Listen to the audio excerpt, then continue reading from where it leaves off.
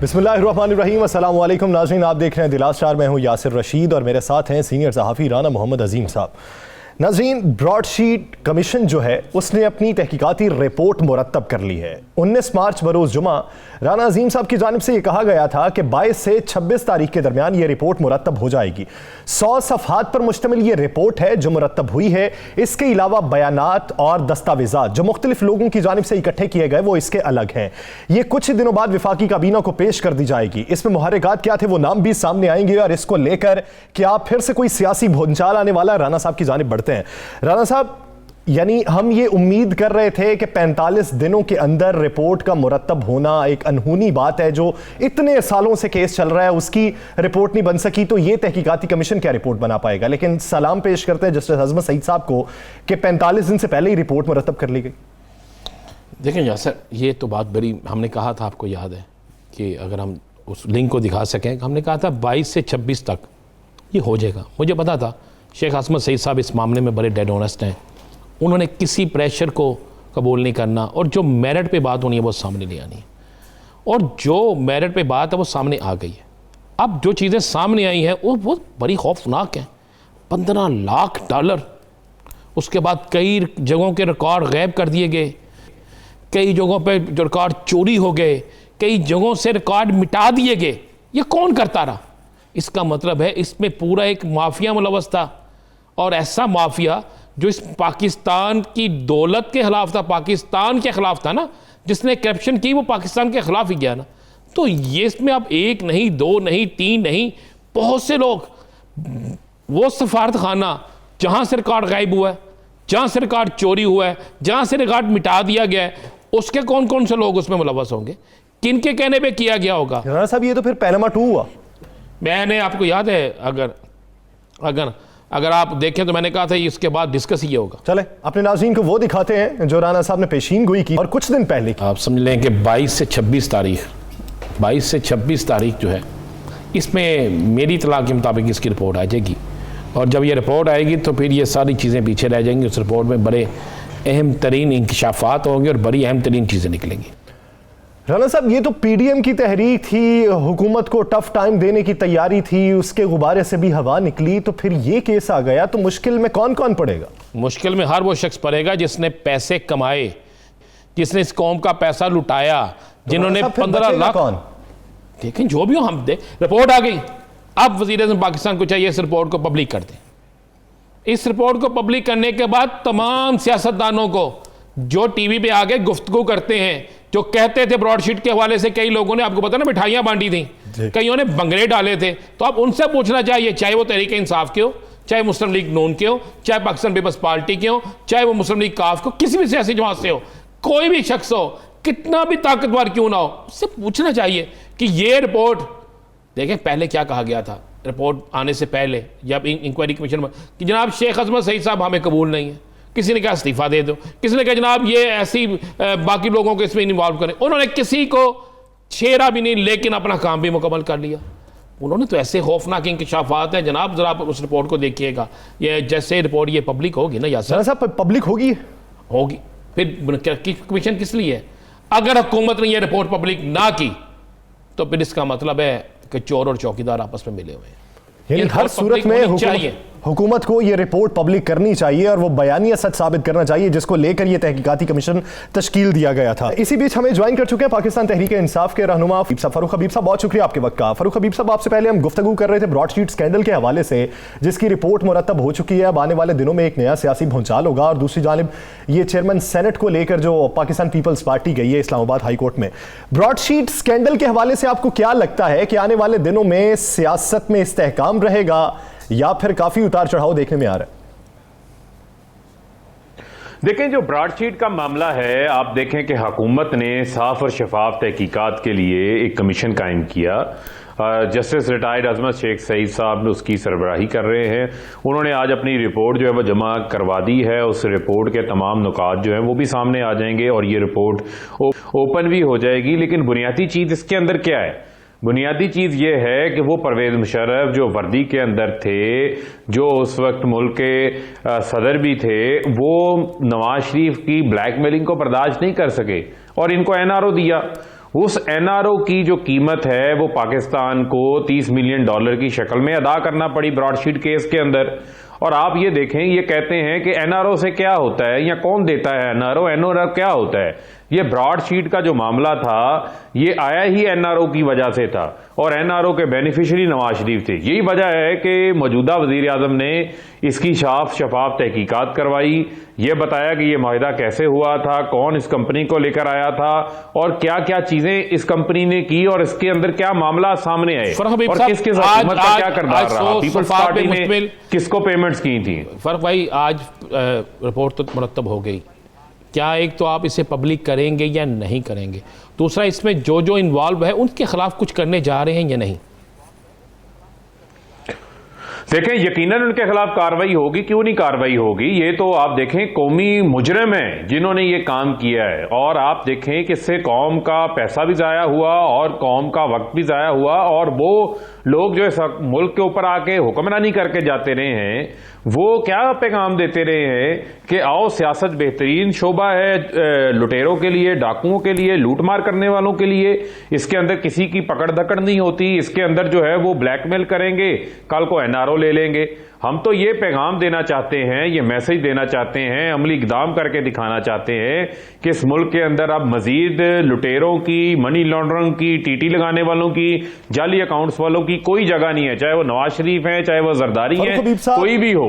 तमाम माजी में भी बहुत सी रिपोर्ट मुरतब हुई, उनमें से कुछ को पब्लिक भी किया गया, लेकिन एक्शन किस कदर हुआ ये तो अवाम की नजर में और आपकी नजर में भी है। देखें, बात यह है कि जो हमारे इदारे हैं उन इदारों ने ही एक्शंस लेने हैं और अगर देखें रिपोर्ट्स आ रही हैं, हमारे दौर में रिपोर्ट्स भी आई और reports timely I, with in the specified time span के अंदर आई हैं और उनके ऊपर अमल दरामद भी मुतलका इदारे जो है वो कर रहे हैं। और ये रिपोर्ट भी आप देखेंगे कि वजीर आजम साहब को जो है वो जमा हो गई है, इसके ऊपर अब जो मुनासिब फैसला करेंगे वो सामने आ जाएगा और मैं ये समझता हूं, मुझे ये पूरी उम्मीद है कि इसके तमाम तरह हकाइक कौम के सामने रखे जाएंगे। और आसिफ अली जरदारी को मत भूलिए, $60 मिलियन का जो सरे महल था इन्होंने लिख के दिया, ये मेरा नहीं है। जब हुकूमत पाकिस्तान ने उसको अटैच कर लिया, उसको बेचने लगे तो उन्होंने उसको क्लेम कर लिया, उसके पैसों को क्लेम कर लिया। ये तो काम होता रहा है यहाँ के। अच्छा फरख हबीब साहब, ये तो सारा कुछ सामने आएगा तो सब कुछ आप करेंगे, एक्शन होना चाहिए, पूरी कौम ये चाहती है। 26 तारीख को मरियम साहबा की पेशी है नैब में और पीडीएम ने कॉल दे दिया कि लाखों की तादाद में वहां पहुंचे। तो क्या हुकूमत पिछली दफा जिस तरह हमला हो गया, सारा कुछ हुआ, हुकूमत इनको रोकने के लिए क्या इक़दाम कर रही है और क्या इन्हें फ्री हैंड दे दिया जाएगा कि जाएं इदारों पे जाके हमला करें, क्या किया? देखें, बात यह है, नैब ने बुलाया है ना इनको, ये नैब ने बुलाया, ये कोई फखर की बात नहीं है, ये शर्मिंदगी की बात है। ये इनको को हलाले इम्तियाज लेने के लिए नहीं बुलाया, ये कोई वर्ल्ड कप फतह करके नहीं आई बीबी। इन लोगों ने तो पहले कहा था मेरी लंदन में क्या, मेरी पाकिस्तान में कोई प्रॉपर्टी नहीं है। अब ज़रई जायदादें भी निकल आई हैं, अब चौधरी शुगर मिल के अंदर इनके शेयर्स भी निकल आए हैं। तो इसे रोकेंगे कानून के लिए आपको नैब ने नाफिज करने वाले इदारे क्या इन्हें रोकेंगे? देखें, बात यह है कि ये करने क्या जा रहे हैं। इन्होंने पहले भी इदारों के ऊपर हमला किया, इनके वालिद ने सुप्रीम कोर्ट पे हमला किया, मरियम सफदर अवान ने नैब पर हमला किया। अब मैं समझता हूं कि इनको किसी किस्म के इस काम की जो है वो इजाजत नहीं दी जाएगी और यकीनन ये स्टेट की जिम्मेदारी है कि जो स्टेट के इदारे हैं उन इदारों की सिक्योरिटी का, उनका तहफ़्फ़ुज़ करना भी उनकी जिम्मेदारी है और यकीनन इसके ऊपर हुकूमत जो है वो कानून को जिम्मेदारी है और रियासत को अपनी जिम्मेदारी बखूबी निभानी चाहिए कि माजी जैसे वाकयात किसी को भी, मैं ये बताना चाहता हूं कि किसी को भी कानून हाथ में नहीं लेने देंगी, किसी को भी रियासत कानून हाथ में नहीं लेने देंगी। उम्मीद है कि इस पर अमल दरामद भी होगा। बहुत शुक्रिया फरूख हबीब साहब इस हवाले देने के लिए। नाज़रीन, दीगर इश्यूज़ पर बात करेंगे एक शॉर्ट ब्रेक के बाद। Stay with us.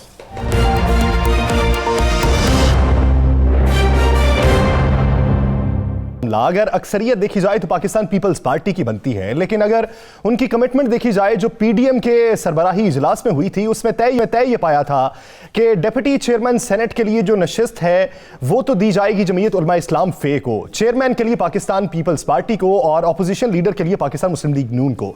इसी हिकमत अमली के तहत वो मैदान में उतरे, दो जानिब कामयाबी नहीं हुई। अब जब कायदे हिज़्ब इख्तिलाफ के चुनाव का फैसला है तो उसमें पाकिस्तान मुस्लिम लीग नून पुरानी कमिटमेंट याद दिलवाती है और पाकिस्तान पीपल्स पार्टी ये समझती समझती है कि अक्सरियत हमारी है तो हमें ही मैदान में आना चाहिए। अब इसको लेकर पीडीएम फैसला क्या करेगी? लॉन्ग मार्च के हवाले से जो कयास आराइयां थी वो किसी हद तक दम तोड़ चुकी हैं। मौलाना फजलुर रहमान ये कहते हैं कि 9 जमातों का जो फैसला होगा उसी के जरिए आगे बढ़ा जाएगा। उम्मीद है पीपल्स पार्टी हमारे साथ मिल जाएगी। इसी मंजरनामे पर बात करने के लिए जमीयत इस्लाम पाकिस्तान के सीनियर रहनुमा हाफिज हुसैन अहमद साहब ने हमें ज्वाइन किया है। हाफिज साहब, बहुत शुक्रिया आपके वक्त का।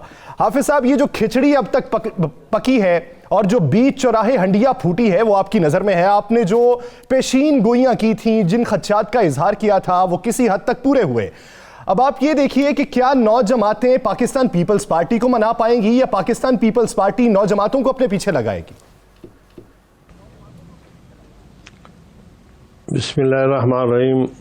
यासिर भाई, बुनियादी तौर पर जो हालात के तनाजुर में या उसके जबर के हवाले से जो लोग इकट्ठे हुए थे, बज़ाहिर तो इकट्ठे थे लेकिन वो आपस में उनके जो प्रोग्राम थे न वो मिल रहे होते थे। माजी में भी वो एक दूसरे के दस्तों गिरेबान रहे थे। और फिर मैंने जो सूरत हाल को देखी थी, और ज़ाहिर है कि पार्लियामेंट के दोनों ऐवानों में तकरीबन 20-22 साल में इन दोस्तों के साथ, बड़ी बड़ी जो जमातें हैं इनके साथ मैंने काम भी किया था। तो मैंने जो बात की थी यकीनन वो सूरत हाल बिल्कुल हर्फ बर्फ सामने आई है। असल बुनियादी मसला यहाँ पर यह है कि क्या कायदे इख्तिलाफ PDM का होगा या कायदे इख्तिलाफ मुस्लिम लीग नून और पीपल्स पार्टी का होगा। और अगर जिस तरह आपने जो अपने इंट्रो में फरमाया कि अगर वाकई एक पार्टी का होगा तो फिर PDM बनाई किस लिए गई थी। तो मैं समझता हूँ कि ये जो जितनी भी बातें हैं कि आपने कहा कि किसकी बात मानी जाएगी, अब तक तो मैंने कई बार आपके प्रोग्राम में भी गुजारिश की थी कि तमाम कदावर शख्सियात मोहतरम हमारे भाई मौलाना फजल रहमान साहब और दीगर तमाम बड़े बड़े कायदीन के होते हुए वीटो का हक़ इस वक्त जो दिया गया है वो बिलावल भाई को और मोहतरमा मरियम साहिबा को। तो अभी तक तो यही होता रहा है। और फिर जितने भी फैसले हुए हैं, जिस तरह यूटर्न लिया गया है, उसमें तमाम फैसले पीपल्स पार्टी ने अपने घर बैठ के किए थे, अपनी पार्टी में किए थे। हाफिज साहब, ये बात तो दुरुस्त हो गई और आप इसमें भी कोई शक नहीं कि आपने जो बातें की सेम उसी तरह चल रहा है। मौलाना फजलुर रहमान ने कल मुलाकात की लाहौर में मरियम साहिबा से, उससे पहले उनकी पीपल्स पार्टी की क़यादत से मुलाकात हुई। कल वो कोई पैगाम लेकर गए थे या कोई और मामला था? आपकी राय में क्या है? देखिए, मैं तो यही समझता हूँ कि जो 26 मार्च की तारीख़ खुदा खुदा करके जो तय हो गई थी, गुज़िश्ता हमारे आज़ादी मार्च से लेकर अब तक तारीख़ें दे देने के बाद 26 हुई थी, तो उसी 26 तारीख़ को एक मार्च होगा। तो उस पे बात हो गई थी। फ़र्क ये है कि वो जो रेंटल मार्च जिसे मैं कहता था वो तो मुलतवी हो गया, क्योंकि उसे तो नत्ती कर दिया बड़ी होशियारी से इस्तीफ़ों के साथ, और सारा मलबा पीपल्स पार्टी पे डाल दिया मौलाना फजल रहमान साहब ने और मुस्लिम लीग नून ने।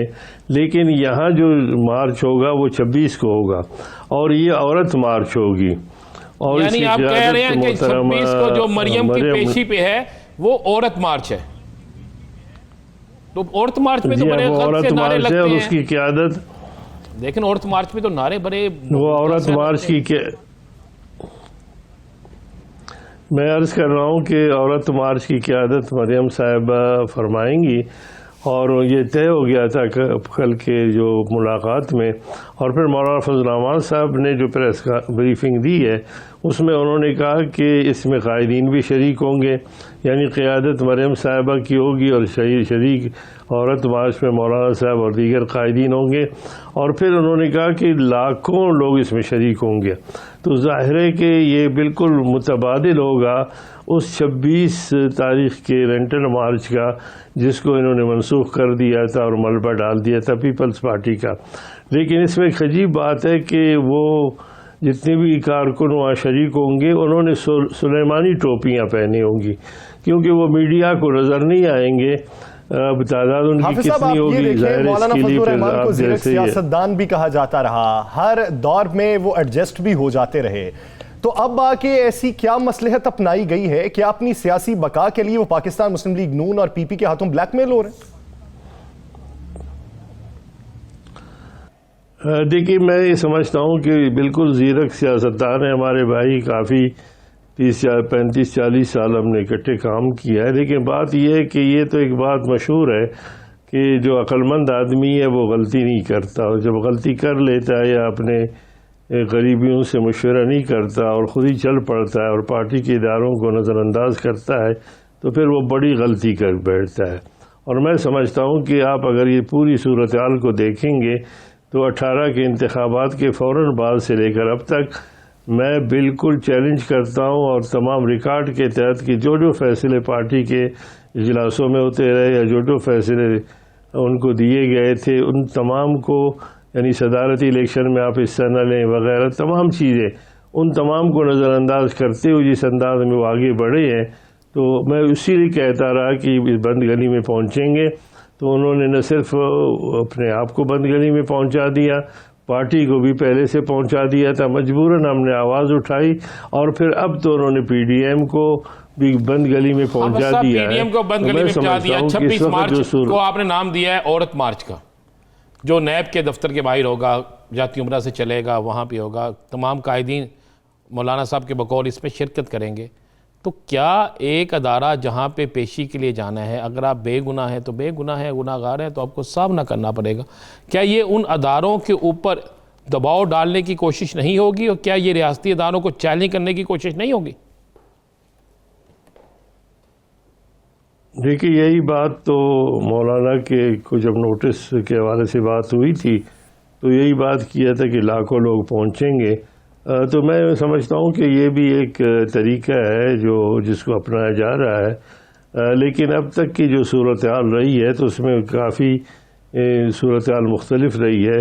पिछली पेशी के हवाले से, जिस पेशी में पथराव हुआ था, उसके हवाले से उससे पहले जो पेशियाँ हुई थी या मोहतरम जनाब नवाज शरीफ साहब ने जितनी पेशियाँ बुक की थी, उसमें ये सूरत हाल नहीं थी। लोग चले जाते थे, वर्कर भी जाते थे, थोड़ी धक्कम-पीर होती थी। लेकिन अब जो लाखों की बात की है, ज़ाहिर है मौलाना साहब एक ज़िम्मेदार और पीडीएम के सरबराह है, और वो इकट्ठे खड़े होकर फैसले करने के बाद जब वो ख़ुद कहते हैं, अगर आपके पास वो फुटेज हो आप चला दें कि लाखों की तादाद में लोग जो है शरीक होंगे उसमें, तो ज़ाहिर है कि जब लाखों की तादाद में शरीक होंगे तो मौलाना साहब शजाउल मुल्क साहब की दरख्वास्त जो थी वो खारिज कर दी गई है, मुस्तरद कर दी गई है। अब आपका लाए अमल क्या होगा? जी, इस पर हम गौर करेंगे, और तकरीबन इसी 25-26 तारीख को हमने इस बारे में इजलास बुलाया है पेशावर में, तो इस पर गौर किया जाएगा मज़ीद सूरत हाल को। हाफिज साहब, अगर नैब पेशी के मौके पर वही तारीख दोहराई जाती है जो माजी करीब में थी, जिसकी तरफ आपने इशारा किया है, तो फिर आप पीडीएम की सियासत को क्या समझते हैं कि ये किस तरह का पैगाम अवाम तक पहुंचाना चाह रही है? देखिए, मेरे ख्याल में तमाम हरबे और तमाम तर प्रोग्रामों के कोशिशों के बावजूद इनके जो हिकमत अमली थी, नाकामी के बाद अब उस नहज पर इस तहरीक को ले जाने की कोशिश की जा रही है कि जब एक छोटी सी सर्जरी के बाद जब ये कहा गया कि खुदा न खास्ता मरियम साहिबा की ज़िंदगी को ख़तरा होगा और ये सूरत हाल सामने होगी, और इस पर बाकायदा तौर पर इसी तरह जिस तरह कोयटा के जलसे में बात की गई थी, 3 शख्सियात का नाम लिया गया, तो मैं समझता हूँ कि आखिर में वो कहते कि गुस्से में अगर वो काम आगे नहीं बढ़ सकता तो उस तरफ पुरतशद्दुद अंदाज में इसको ले जाने का ख़तरा है। अल्लाह करे कि हम गलत हों और इस हवाले से जो है मुल्क की जो सूरत हाल है या बैन अक़वामी सूरत हाल है वो इस बात का मुतामिल नहीं हो सकता जिस हवाले से ये यानी पीडीएम अपनी सियासत को उस नहज पर लेकर जाना चाहती है जहां पर पुरतशद्दुद रवैया अपनाया जा सके और अपनी सियासत को चमकाया जा सके। उम्मीद करते हैं कि ऐसा रास्ता ना इख्तियार किया जाए और मुल्क व कौम की बेहतरी के फैसले किए जाएं और जमहूरियत के फरोग के लिए लाहे अमल तरतीब दिया जाए। बहुत शुक्रिया हाफिज हुसैन अहमद साहब से अपना वक्त देने के लिए। नाज़रीन, दीगर इश्यूज पर बात करेंगे एक शॉर्ट ब्रेक के बाद। Stay with us.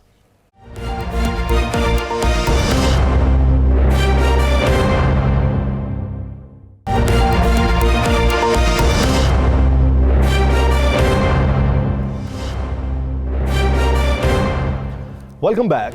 नाज़रीन, जिस तरीके से 26 मार्च को मरियम नवाज साहिबा की नैब में पेशी है, उसको लेकर पीडीएम की अगर जमातें तमाम कायदीन के हमरा नैब ऑफिस के बाहर पहुंचेंगी तो एक सियासी असर रसूख और सियासी रंग देने की कोशिश की जाएगी। तो इसमें सवाल यह है कि मरियम नवाज साहिबा जो माजी में पाकिस्तान मुस्लिम लीग नून के कारकुनों के साथ पेशी पर जाया करती थीं, वो अब पीडीएम को अपने साथ पेशी पर क्यों लेके जाना चाहती हैं? ये एक बड़ा सवाल है। इससे असर क्या पड़ेगा? क्या केस पे कुछ असर पड़ सकता है? ये भी एक बड़ा सवाल है। राना साहब, इस पेशी को लेकर हाई क्रिएट की जा रही है। क्या 26 मार्च का जो लॉन्ग मार्च था वो मुलतवी हुआ, तो ये अब मिनी लॉन्ग मार्च की शक्ल देना चाह रहे हैं? जी बिल्कुल यासर, इसी तरह मैं आज आपको 2-3 चीज़ें बड़ी खौफनाक सी जो इनकी प्लान है और क्यों ऐसा हो रहा है।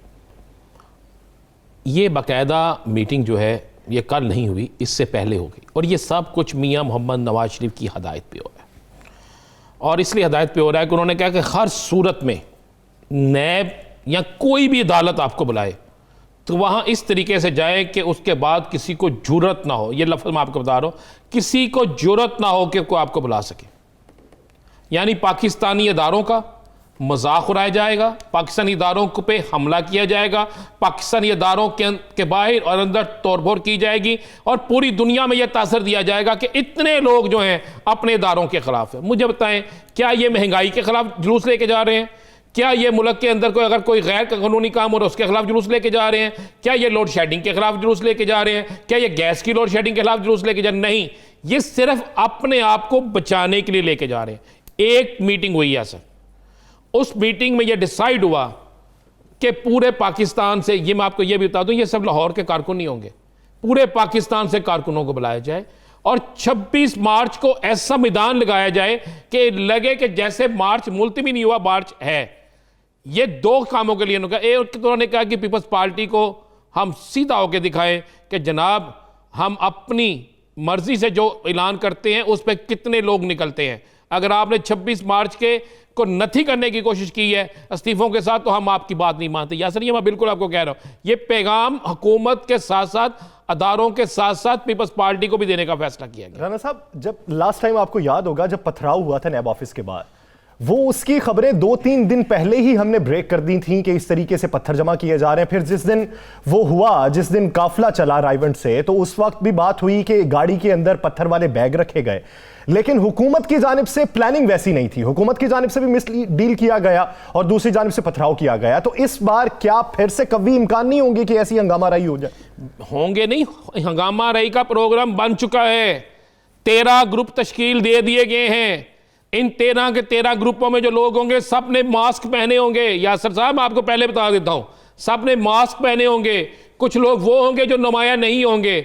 इनकी प्लानिंग ये भी है कि इन्हीं के वो ग्रुप जहां पर कानून नाफज करने वाले इदारों के लोगों पे हमला करेंगे, तो एक ग्रुप इनका इनकी अपने क़यादत के ऊपर भी पत्थर फेंकेगा ताकि इनके अपने कुछ लोग जख्मी हो, बाकी सारा कुछ छुप जाए। उन जख्मियों को सामने लाकर कहा जाए, जनाब हम पर पुलिस ने, हम पर फलां ने, हम पर फलां ने पत्थर फेंके और हमारे साथ ये किया गया।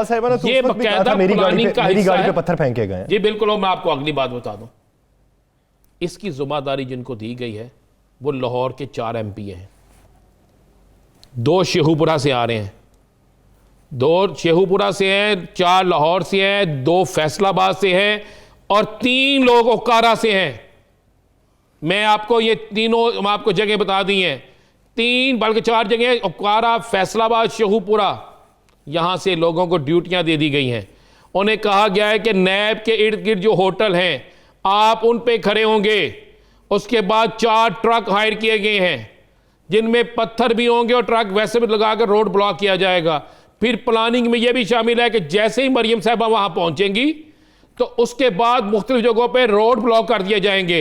यानी इस एहतजाज को, इस पेशी को एक बड़ा इवेंट बना के फैला दिया जाएगा। ये है इनकी प्लानिंग। हो सकता है ये इनकी तारीख जो है वो मुलतवी ही हो जाए।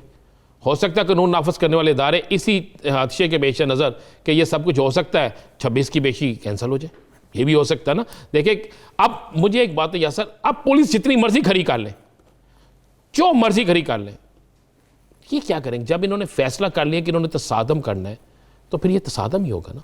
अब मुझे बताएं, मरियम साहिबा कश्मीर के बॉर्डर पे जा रही हैं, मरियम साहिबा जो है क्या अफगानिस्तान के उस तरफ जा रही हैं?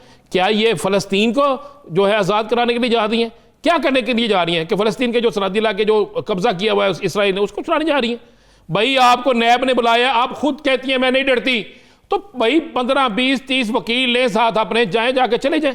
लेकिन मैंने आपको इनकी प्लानिंग, इनका प्रोग्राम बता दिया। मैं आपको यह भी बता दूं, एक और बड़ी खबर बता दूं आपको। आज जो मुस्लिम लीग नून का इजलास तो हो गया ना, हजूर हमजा शहबाज इस पर राज़ी नहीं है, वो मजबूरन वहाँ जाने का कह रहे हैं, लेकिन पुरतशद्दुद वाक़यात के हवाले से या सारे दीगर मामलात के हवाले से वो इस पर राज़ी नहीं। मरियम साहिबा ने तो अभी कल ट्विटर पे पोस्ट लगाई है, मौलाना फजलुर रहमान के साथ वो बैठी हुई हैं, साथ में हमजा शहबाज बैठे हुए और ऊपर लिखा हुआ है ये देखो मैं और हमजा लड़ रहे हैं। नहीं तो कब कह रहे हैं, हम कब कह रहे हैं वो साथ नहीं बैठे हुए? हमजा साहब बयान दें ना, हमजा साहब आए, आके कहें कि जनाब जो मरियम साहबा कह रही हैं दुरुस्त है। हमजा साहब कहें कि जो मियां जवेद लतीफ़ ने पाकिस्तान तोड़ने की बात की वो दुरुस्त है। देखें कल शाहिदा खान अब्बासी ने स्टैंड लिया है ना, हाँ जी, उन्होंने कहा जरूर करते हैं कि मुल्क तोड़ने वाले को तोड़ देना चाहिए, जो बातें करता है ना उसको तोड़ देना चाहिए। आगे बढ़ते हैं और पीडीएम के मुस्तकबिल पे बात कर लेते हैं। राना साहब ये पेशी है, पेशी के हवाले से इनकी हिकमत अमली तो है, हुकूमत की भी कोई ना कोई होगी, उम्मीद करते हैं बेहतर हिकमत अमली होगी। पीडीएम का मुस्तकबिल आपको किन शराइत से वाबस्ता दिखाई देता है? क्या मौलाना फजलुर रहमान पीपल्स पार्टी से अलग हो के अगर पाकिस्तान मुस्लिम लीग नून के साथ चलते हैं तो अपने मकासद हासिल कर पाएंगे? बड़ी मज़े वाली बात बताऊँ आपको, कल से चल रहा था ना, मौलाना फजलुर रहमान मरियम से मिले, बाहर आके प्रेस कॉन्फ्रेंस कुछ और की गई, अंदर बातें कुछ और हुई। मैं आपको अंदर की गुफ्तगू बता देता हूँ। मौलाना साहब आसफ अली जरदारी का पैगाम लेके आए थे, बिलावल भुट्टो का पैगाम लेकर आए थे, और आकर उन्होंने ये पैगाम दिया था, जनाब पीपल्स पार्टी कहती है कि अपोजिशन लीडर हमें दे दें। ये पैगाम था बकायदा। तो जिस पर मियाँ नवाज शरीफ से फ़ोन पे बात हुई, उन्होंने कहा जी हमने नहीं देना, एक सूरत में देंगे कि अगर ये इस्तीफ़ों का ऐलान कर दे, अगर ये लॉन्ग मार्च का ऐलान कर दे। भाई मौलाना बड़ा समझदारी से खेल रहा है। मौलाना कहता है मुस्लिम लीग नून और पीपल्स पार्टी दोनों मेरी बैसाखियाँ हैं, अगर इन दोनों में से एक भी ख़त्म होगी तो मैं तो गिर जाऊँगा। मौलाना को इसके अलावा है, मौलाना हर सूरत में इन दोनों को साथ रखना चाहता है। जब जरदारी सबसे मिलता है तो उनकी बात सुन के आगे इधर पैगाम रसानी का पैगाम रसाज होता है ना, ये वो कर रहा है। और मौलाना ऐसा कबाल खेल रहा है कि एक तरफ से वो नवाज शरीफ के साथ भी है और जरदारी के साथ भी है, दोनों के साथ है। मैं आपको ये अंदर की खबर दे रहा हूँ, और ये खुद मुझसे मौलाना साहब के एक बड़े करीबी साथी ने कहा कि जनाब मौलाना साहब किसी सूरत में नहीं चाहते कि ये इत्तेहाद खत्म हो, क्योंकि मौलाना साहब को पता है कि इनमें से एक भी खत्म हो गया तो मैं खत्म। अपोजिशन लीडर के हवाले से फैसला क्या होगा? देखिए अपोजिशन लीडर के हवाले से फैसला ये हो चुका है, अगर पीपल्स पार्टी, बिलावल जो लाहौर आए हैं ना, शायद उनकी मुलाकात भी हो जाए, कि अगर पीपल्स पार्टी ने हामी बढ़ ली और वादा कर लिया और गारंटर उसमें को तगड़ा हुआ तो फिर ये उनको देंगे। नहीं तो पीपल्स पार्टी अपना जोर लगा रही है। पीपल्स पार्टी आज आपका क्या ख्याल है, मंसूरे में नमाज पढ़ने गए हैं? जमात इस्लामी से राब्ते, बाकी लोगों से राब्ते पहले क्यों नहीं हुए?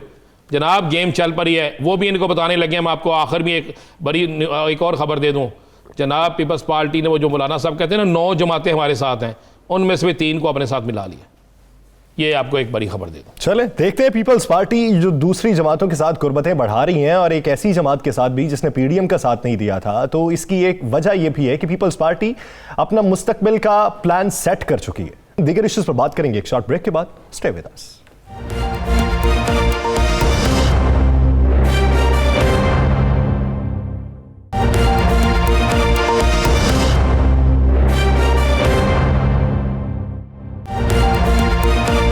Welcome back. नाज़रीन, पाकिस्तान का थिएटर ये वो वाहिद प्लेटफॉर्म था जिसकी गूंज बर्रे सगीर पाको हिंद में सुनाई देती थी। हमारे ही थिएटर पर बोले जाने वाले कॉल दूसरी जगह पर सताइश के साथ बयान किए जाते थे और उस पर दाद भी वसूल की जाती थी। हमारे फनकारों ने कसम पुरसी की जिंदगी गुजार दी, लेकिन कभी किसी के खिलाफ तखरीबकारी को जहन में परवान न चढ़ने दिया। लेकिन अब वक्त बदल रहा है, तखरीबकारी ने बहुत सी जगहों पे घर कर लिया है, और इसी की एक जिंदा मिसाल आज हमारे थिएटर भी है, जहां पर बहुत से फनकारों की जानिब से, अदाकारों की जानिब से एक नेटवर्क बनाया गया, कहीं से हिदायत ली जाती हैं और उसे अपने ही लोगों के खिलाफ इस्तेमाल किया जाता है। ये खौफनाक कहानी है क्या? इसके लिए राना साहब की जानिब बढ़ते हैं। राना साहब, आजकल थिएटर में चल क्या रहा है? आजकल बहुत से लोगों पर जानलेवा हमले भी हो रहे हैं, गिरफ्तारियां भी अमल में आ रही हैं, इसकी बुनियादी वजह क्या है? यसर ये बड़ी खौफनाक सी सूरत पैदा हो गई है कि पिछले दिनों एक बड़ा शोर मचा के कैसर सनाउल्लाह, ये जो जितने स्टेज के प्रोड्यूसर्स हैं, ये उनकी एसोसिएशन का सदर है और फिल्म एसोसिएशन जो है उसमें भी ये ज़िम्मेदार है। पिछले दिनों इसको फायरिंग होती है, फायरिंग से ये बंदा शदीद ज़ख्मी हो जाता है, पुलिस परेशान हो जाती है, क्योंकि चंद दिन पहले ये सारे आर्टिस्ट जो होते हैं और ये सारे लोग जाके सीसीपी लाहौर की बड़ी तारीफ़ करते हैं कि इन्होंने कब्ज़ा माफिया के ख़िलाफ़ वाकई किया, उन्होंने कब्ज़ा माफिया के ख़िलाफ़, इन्होंने बदमाशों के ख़िलाफ़ किया, वाकई उन्होंने किया। इसको कौन फायरिंग मारता है? जब इसकी इन्वेस्टिगेशन होती है और तो बड़े खौफनाक चीज़ें सामने आती हैं, जो मेरे लिए भी बड़ी एक खौफनाक चीज़ें थी कि वहाँ पे उस इन्वेस्टिगेशन में कुछ फुटेज मिलती है, फुटेज से इस पर फायरिंग करने वाले शूटर पकड़े जाते हैं। सही। पुलिस इंकारी है कि अभी शूटर नहीं पकड़े गए, मेरे पास मुसद का इतला है कि शूटर पकड़े जाते हैं। अच्छा, अभी अनाउंस नहीं किया गया पुलिस की? ये किराए के कातिल हैं। जब उनसे इन्वेस्टिगेशन की जाती है यासर, तो खौफनाक सूरत निकलती है कि वो बताते हैं कि जी हमने तो एक स्टेज की अदाकारा फिया खान एक अदाकारा है, स्टेज की डांसर हैं, स्टेज अदाकारा है, उनके कहने पे और इफ्तिखार बोला इसके कहने पे हमने पैसे लेके काम किया है। ये तस्वीर इफ्तिखार बोले की है, उससे पहले फिया खान की थी, एक कैसर की थी। इफ्तिखार बोला क्या है? इफ्तिखार बोले पे जी 50 मुकदमात हैं, सुना है ये भी बड़ी मारूफ शख्सियत है आप जो पुलिस की रिकॉर्ड के मुताबिक। अब उसके बाद जब इन्वेस्टिगेशन निकलती है, उन शूटर से इन्वेस्टिगेशन की जाती है, तो पता चलता है कि वो एक इसके नहीं कई ऐसी स्टेज के अदाकाराएं हैं जिनके लिए वो काम करते हैं। उनको दुबई से उनके इफ्तिखार बोला, उनको ये खान और दीगर अदाकाराएं जो हैं वो बाकायदा हायर करती हैं, और बहुत बड़ा एक नेटवर्क है, अंडरवर्ल्ड का से नेटवर्क कह सकते हैं। और बाकायदा इसी इन्वेस्टिगेशन में चीज़ सामने आती है कि एक नंबर जो दुबई से आता है, दुबई से जिस नंबर पे फ़ोन आके फिर थ्रेड किया जाता है प्रोड्यूसर्स को कि फ़लाँ अदाकारा जो है आपने इसको रखना है ड्रामे में, फ़लाँ के लिए आपने फ़लाँ करना है, फ़लाँ पे आपने केस वापस लेना है, फ़लाँ के साथ फ़लाँ करना नहीं, तो इतने घंटे बाद आपके घर फायरिंग हो। वो नंबर है 00971 555 45 8452। ये एक्सक्लूसिव आपको बता रहा हूँ नंबर, ये नंबर है। जब इस नंबर पे इन्वेस्टिगेशन होती है तो पता क्या चलता है कि जनाब ये जो अदाकारा जिसका नाम आता है का, इस नंबर पे उस नंबर से कई मिनट गुफ्तगू हुई है, पुलिस फिर अब उस तरफ चल पड़ती है, FIRs भी दर्ज हो जाती हैं। तो पता चलता है कि थिएटर की दुनिया जो बड़ी दुनिया थी, जैसे जिसमें अमानुल्लाह अल्लाह जन्नत नसीब करे, मस्ताना साहब, सुहेल अहमद साहब, ऐसे अदाकार जिनकी जुगतें सुनने के लिए, जिनकी जुगत के अंदर भी जो आपको पता है कि इस्लाह होती थी, बड़ी अच्छी चीज़ें होती थी, कि उनका वो थिएटर अब उन लड़कियों के हाथों में आ गया कि जिन्होंने टॉप 10 रख लिए, और पता चला कि थिएटर की दुनिया में बेइंतहा। अब जब इस पर एक शख्स है जिसका नाम सखी सरवर है, जब उसने एक्शन लिया तो होता गया कि बदमाश बाकी टीमें सब उसके खिलाफ चल पड़ती हैं। इसको कंटिन्यू भी करते हैं। हमें इसी बीच ज्वाइन कर चुके हैं स्टेज और भी के मशहूर अदाकार और फनकार सुहेल अहमद साहब। सुहेल अहमद साहब, बहुत शुक्रिया आपके वक्त का।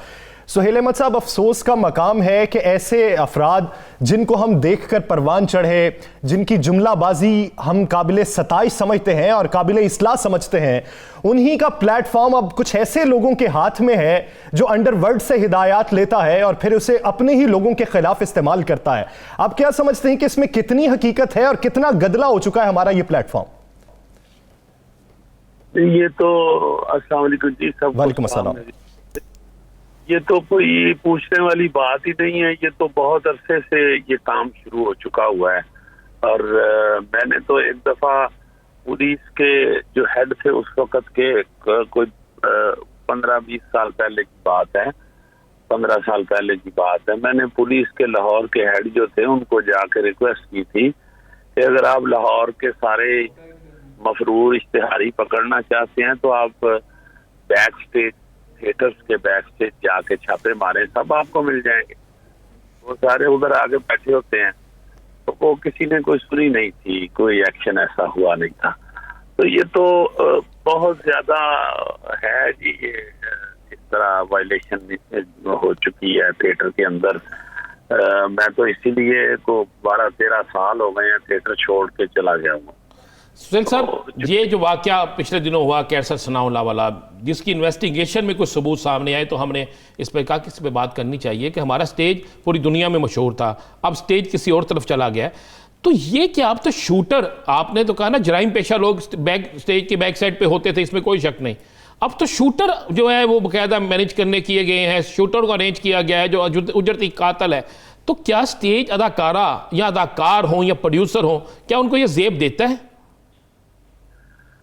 नहीं, ये जेब तो खैर किसी इंसान जो है वो किसी इंसान को जेब नहीं देता। अगर वो इंसान हो तो मगर मैं ये कहना चाह रहा हूँ, ये पहली दफा नहीं हुआ जी, ये पहले भी फनकाराएं जो हैं वो भी इसका निशाना बन चुकी हैं। जितनी देर वो इन लोगों के साथ ठीक रहती हैं वो ठीक है, फिर इनके अपने मसले बिगड़ जाएं तो वो, मैं सारियों का नहीं जिक्र कर रहा, हमारी बदकिस्मती नहीं, हम भी सबका नहीं कह रहे, हम चंद कह रहे हैं जिनके नाम ये सामने आए हैं इन्वेस्टिगेशन में। ये हमारी खबर नहीं, ये इन्वेस्टिगेशन है। हाँ जी, हाँ जी, हाँ जी। मुझे तो खैर इस केस का तो बिल्कुल इल्म नहीं है, क्योंकि मैं काफी अरसे से, आपको मैंने बताया, मैं दूर हो चुका हूँ थिएटर से। तो वैसे मुझे ये बिल्कुल, मैं ये जानता हूँ और मैं गवाह हूँ कि मफरूर, कातल और इश्तिहारी जो हैं वो थिएटरों पे दनदनाते फिरते हैं और अभी तक उसी तरह का मामला है। और वो जाहिर आते इसी तरह हैं, खवातीन के थ्रू आते हैं और बंदों के थ्रू भी आए हैं, मर्द हजरात के थ्रू भी आए हैं, उनके साथ दोस्ती करके भी घुसे हैं और फिर अपने जरूरियात पूरी करते हैं वो वहां से, चूंकि मंशियात का और फिर हर गंद का वो उनको अड्डा मिल जाता है वो, और सहारा मिल जाता है। तो दोनों तरफ से ना जी बड़ी अजीब क्या आने वाले वक्तों में हमारा स्टेज जो पूरी दुनिया में मशहूर होता था, ड्रामे लोग खरीदते थे, बिकती थी केसटें, क्या अब ये इश्तिहारियों का, मफरूरों का और जिसे हम कहते हैं अंडरवर्ल्ड का अड्डा बन जाएगा? बन गया हुआ है जी अड्डा। मैंने अर्ज किया ना जी, मैंने तो ये 20 साल पहले भी शिकायत की थी, अब भी, और मुसलसल उसी तरह चल रहा है, कभी किसी ने पूछा ही नहीं है। सुहेल साहब, आप बुनियादी वजह क्या समझते हैं? अगर हम माजी में चले जाएं तो हमारा जो स्क्रिप्ट था वो बहुत मजबूत था, अदाकारों की परफॉर्मेंस बहुत मजबूत थी, उन्होंने जिंदगी कसम पुरसी में गुजार दी, आपके करीबी दोस्त हैं, आपने उनके आखिरी वक्त भी देखे कि किस तरह गुजरे। लेकिन अब देखें कि अब स्क्रिप्ट फजूल है लेकिन अदाकारों का जो लाइफस्टाइल है वो बहुत अच्छा है। देखिए, मैं आपको एक बात बताऊं, पूरी दुनिया के अंदर ना ये है, अंडरवर्ल्ड के लोग, क्रिमिनल लोग इस फील्ड के साथ जुड़ जाते हैं और घुसते हैं इस फील्ड में। ये बॉलीवुड में भी है, हॉलीवुड में भी है, यहाँ भी है, बेशुमार लोग ऐसे, ये फिल्म इंडस्ट्री की तबाही का बायस ही ये लोग बने हैं। आप अपनी आखिरी 3, 4, 5 साल की फिल्मों के सिर्फ नाम देख लें, जिन्होंने 40, 50 कत्ल किए हुए हैं, जो पुलिस मुकाबले में मारे गए हैं, जिनसे पूरे शहर खौफजदा थे, उनको हीरो पेंट करके फिल्में बनाई गई। तो मेरा मतलब है कि ये कसूर जो है, मैं तो कई दफा ये बात कर चुका हूँ, चीख चुका हूँ कि वो सेंसर बोर्ड का जो चेयरमैन, जिसके अंडर, जिसकी मौजूदगी में, जिसकी हुकूमत में भोला सुनयारा सेंसर के ने पास की, जिसकी मौजूदगी में हुमायूं गुजर पुलिस ने पास की, जिसकी मौजूदगी में सरपरस्ती में, जिसके क्लब से कालू शाहपुरिया पास हुई, ये सारे इन सेंसर बोर्ड के चेयरमैनों की और मेंबर्स की तस्वीरें मेरा ख्याल है मीडिया पे चलानी चाहिए हम लोगों को, कि ये हैं वो माशाल्लाह नेक सीरत लोग। यानी इंतजामिया कसूरवार है, वो पुराना जो हमारा सेट था, जो पुराना हमारा ट्रेंड था, उसको रौंद दिया गया और एक चरबा ला के हमारे सरों पे मुसल्लत कर दिया गया, जिसकी वजह से हमें इस तरह का कुछ देखने को मिलता है और फिर अंडरवर्ल्ड का असर और रसूख भी इस जानिब बढ़ता है। बहुत शुक्रिया सुहेल अहमद साहब इस हवाले से अपना वक्त देने के लिए। नाज़रीन, से मुझे और राना अजीम साहब को दीजिए इजाजत। अल्लाह ने के बाद।